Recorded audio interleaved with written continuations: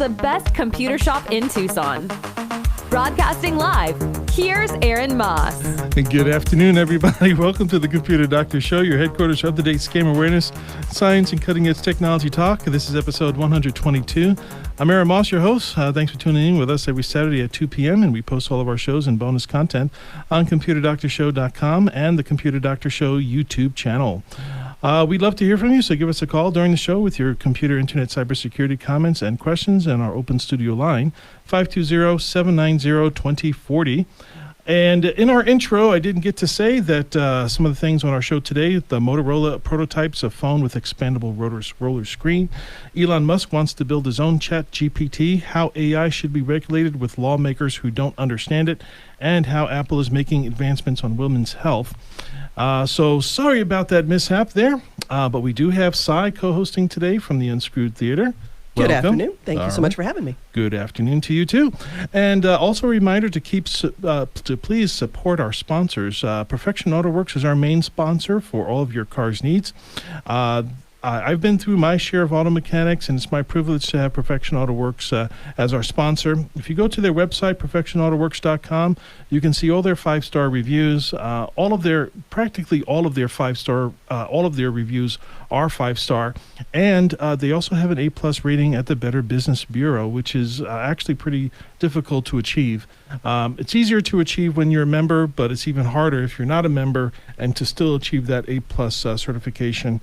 That is something very impressive. So please give them a call for them to take a look at your car if you're having some car trouble.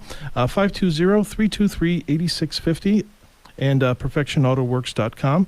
And please ask them for their free point inspection on their car, on your car. And remember, if you like the Computer Doctor Show, please support our sponsors.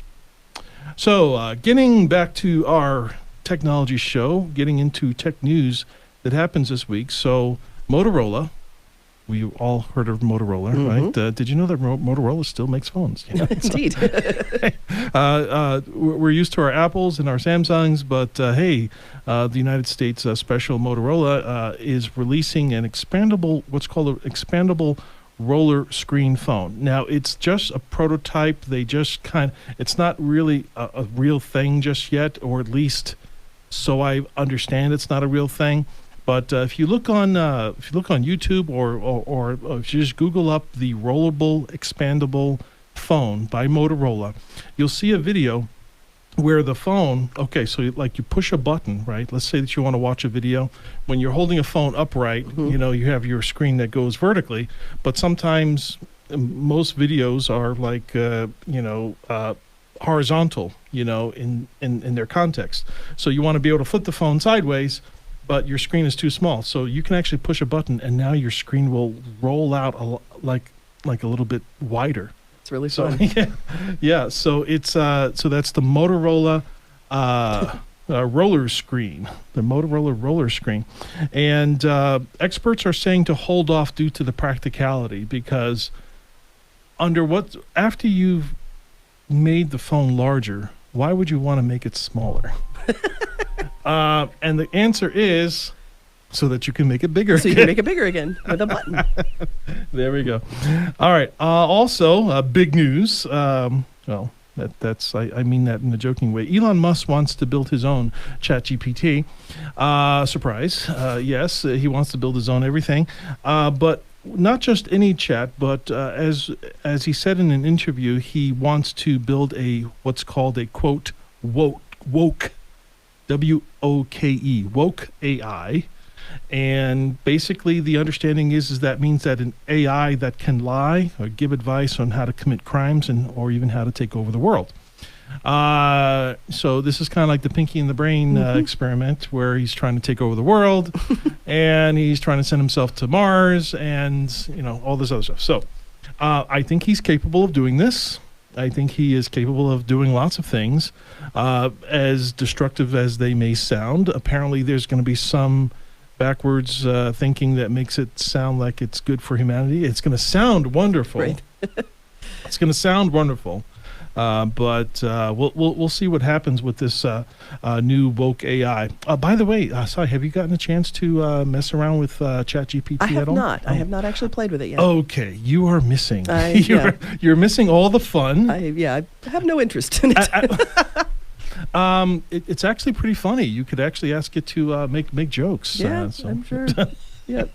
I actually, I will admit this.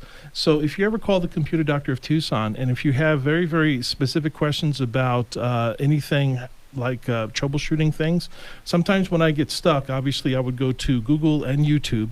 Now I'm going to ChatGPT for my problems, my troubleshooting problems, and it gives it to me in exactly the format that I need. And if I don't understand it, guess what? I just said, "Can you explain that to me like I'm a 10-year-old?" And if I still don't understand it as a 10-year-old, can you explain it to me like I'm a 6-year-old? Right? You know, and eventually it gets to a point where I say, okay, it's an excellent way to learn. So make sure that you're using it to that extent.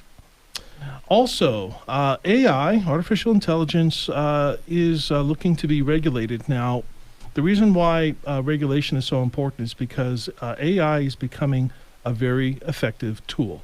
It is a tool, just like a car is a tool. A power screwdriver is a tool, but there are dangers, there are risks. There are ways that you can injure yourself in a car, outside of a car. There are ways that you can hit your thumb with a hammer. There are safety precautions. But we have to figure out what those safety precautions are. So what should we do?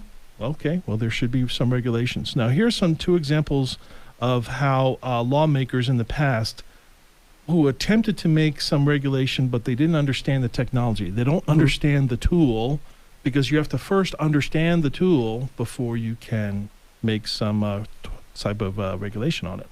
So I'm going to bring you back to maybe 2018, where Mark Zuckerberg had testified before a joint hearing of the Senate Judiciary and Commerce Committees to address some concerns about the Cambridge Analytica scandal and Facebook's handling of user data. During the hearing, he was asked questions from senators about Facebook's privacy policies, including how the company collects and uses data, location data. One of the I can remember in a snippet of a video, the Congress, the member of the government had asked him, Mr. Zuckerberg, where did you don't live in Washington, D.C., so where did you stay last night? He said, at a hotel. Which hotel? Would you mind sharing with us which hotel you stayed at? And he said, no, I would not like to share. So you want where you stayed last night to remain private, don't you? And so he was kind of getting to the part. But the same thing, he was also making mention that the service that is provided is free. Right. That is key. Why? Can't be sued if you're not paying for Yeah, it. You exactly. can't sue him if you're not paying him to do something. Exactly. So he's providing a service, a free service. They couldn't understand, how can you be making so much money if you're providing a free service? And he says, we run ads. We run ads. Almost, and that kind of just made the room go silent. It was like, oh, okay, so you're running ads? That's how you're making money from the ads? So you're providing this service and you're getting the ad? Yeah. Sell your data to figure out which ads to run. Exactly. So that's the level of understanding that some of the lawmakers are, some of the ones that have the power to be making some of these decisions as far as how to regulate it. But here's the interesting thing, because ChatGPT is a whole nother animal than social media. The question is, will lawmakers be able to make decisions in the best interest of the public at the same speed that the technology is advancing? So my whole thing is, I counted 1, 2, 3, 4, 5, 6, 7 federal agencies that have to deal with this all the time anyway. Not the Justice Department, but these are other federal agencies that have overlapping interests in advancing technologies. The first one is the Customer Product Safety Commission, or the CPSC. There's also the National Telecommunications and Information Administration, or the NTIA. There's also the Department of Homeland Security, DHS.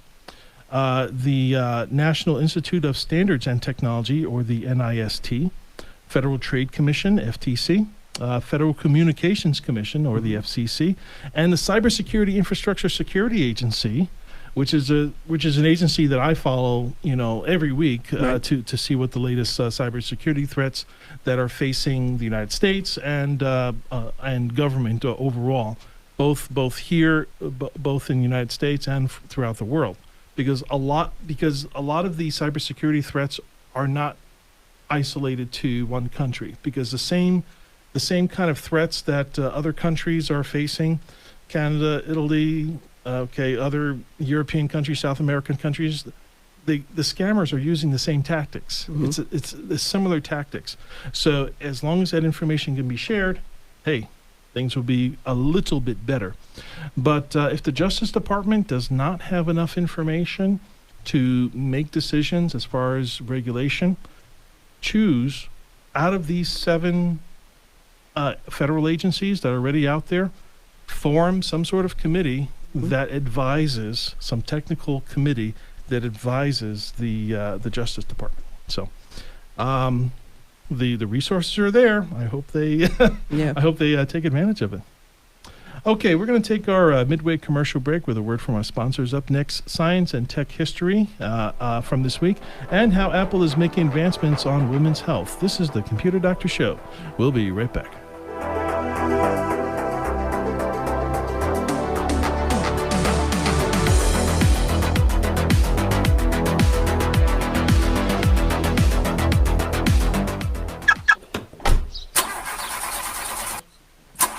Come on, man. Alexa, fix my car. I don't do cars. Take it to Perfection Auto Works. All right, give me Siri. Why didn't you listen to Alexa?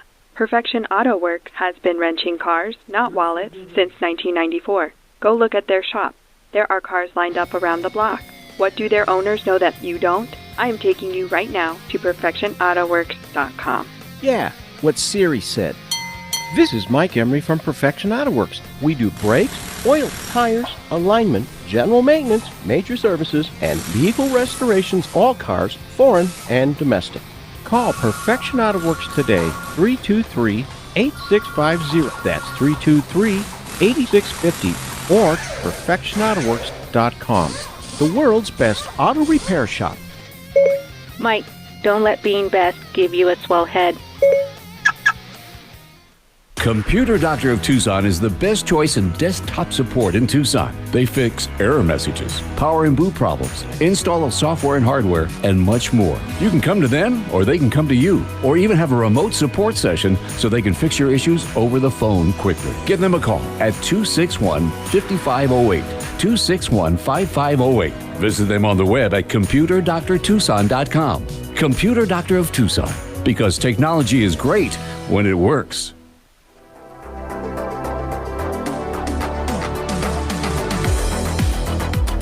Welcome back to the Computer Doctor Show, your source for scam awareness, science, and cutting-edge technology talk. I'm Aaron Moss, your host, along with Cy, co-hosting today from the Unscrewed Theater. Before we get into the next segment, Cy, what can you tell us about the Unscrewed Theater? Well, we've got shows going on every single weekend. We'll have a family-friendly show tonight at 7:30, and then at 9 o'clock tonight, we have one of our newest shows called The Backyard, which is sort of an improv playground for younger teams to try new things out on stage. That one is not, however, promised to be family-friendly, but it is a pay-what-you-will. Okay. There you go.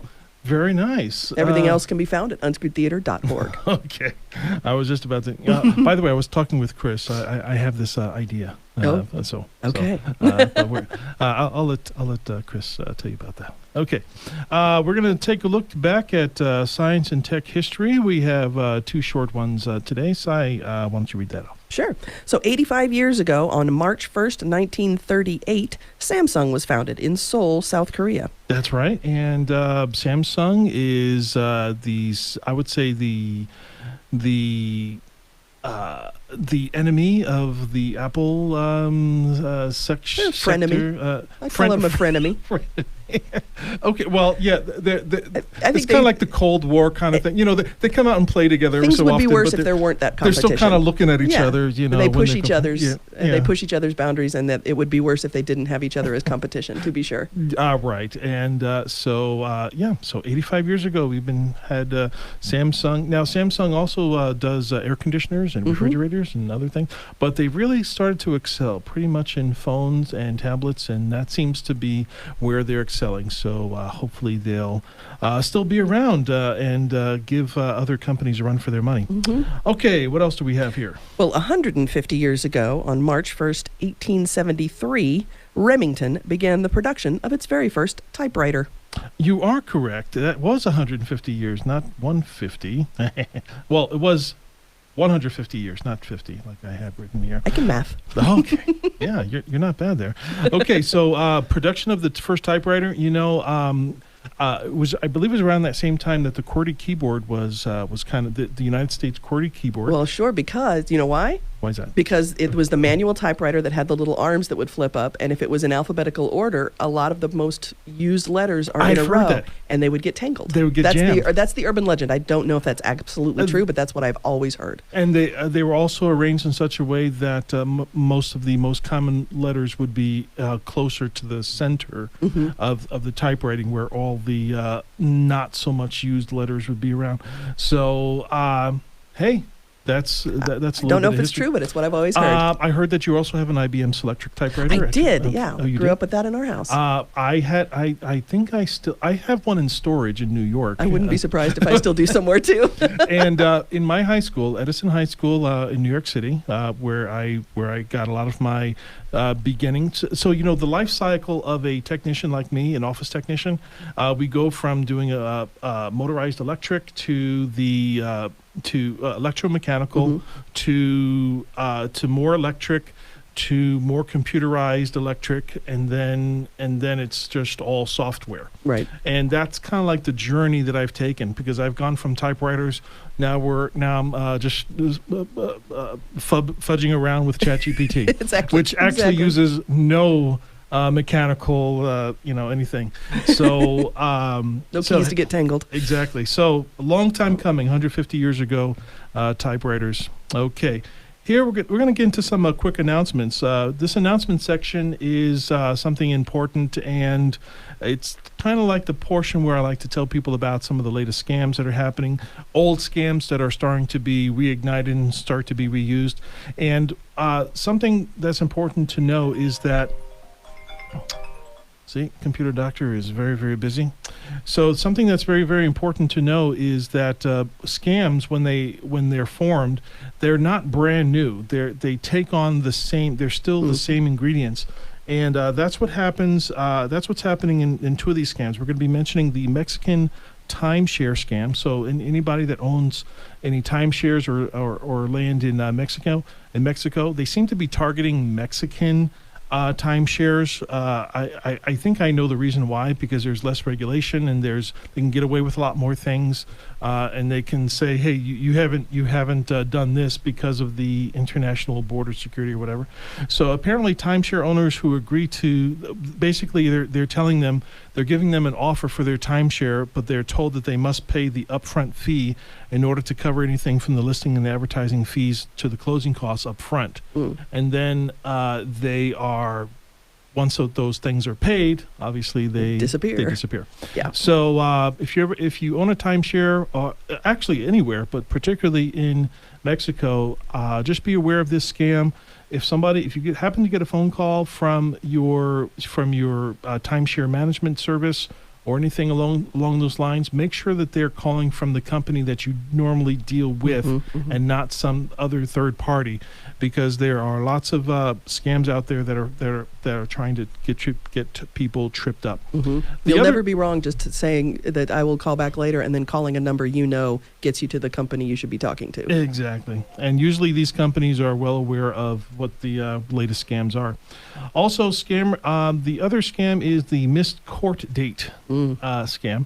And this is when scammers are telling victims that they missed jury duty or some sort of, they were sequestered to show up in a court, and obviously you never received anything in the mail, or you were never officially served with anything, but now you're getting this phone call that you're going to be arrested for not showing up and impeding a court investigation of some sort. And in order to do that, you have to pay a fine immediately on or Over the phone. Over the phone, Yeah. with a gift card that Oh. you run in your car to Walmart or Target to get. Okay, and if you don't do that, you're facing some sort of jail time unless you pay. So obviously that is another scam to be aware of, the missed court date scam. So if you do have to show up in court, somebody will see you in person, or they have to verify that you've actually received it. It's called a serving notice. Okay, I've gotten served. I've had to serve others. Okay, it's part of living in the United States. Okay, But it's done in person. Exactly. So don't get too mixed up with that. Also, the city of Tucson is actually doing something pretty exciting for young people that are into the Nintendo Switch. I know that you know some people that... I actually know some people that are into the Nintendo Switch. It's a very popular video game platform. Has lots of fun games. So they are actually... the city of Tucson, in their Parks and Recreation Department, they are actually having Nintendo Switch tournaments That's fun. on certain things, I believe on weekends. So you can go to the Tucson Parks and Recreation website to get more information, and do a search for the Nintendo Switch tournaments. So you can always take a look at that. One last thing here. Apple is making some advancements on women's health. So if you have an iPhone, if you are a woman and you have an iPhone, there are things on the iPhone app where you can have the regularity of cycles, and apparently there are lots of diseases and syndromes that can be traced back to the regularity of those things. So now there's not a whole lot that this is something that Apple doesn't really, it's not really out there. It's rarely covered by news agencies.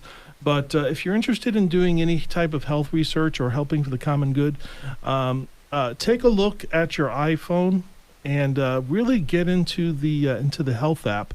The health app is actually becoming way more, I would say, robust to the things that it's capable of doing.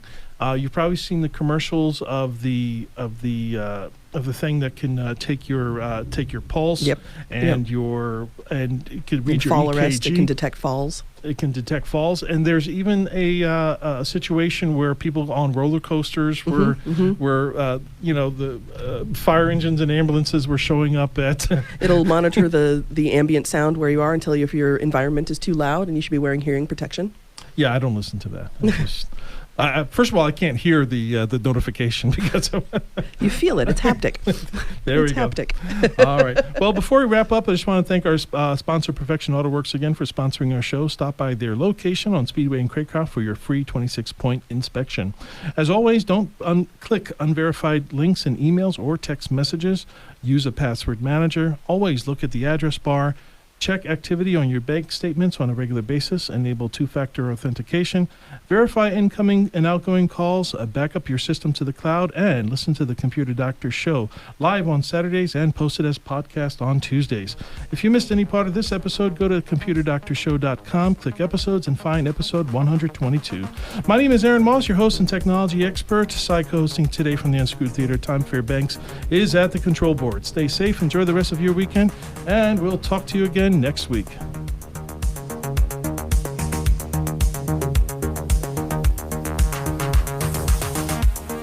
We hope you enjoyed this episode of The Computer Doctor Show. If you missed any part of this live broadcast, we post all our episodes online at computerdoctorshow.com.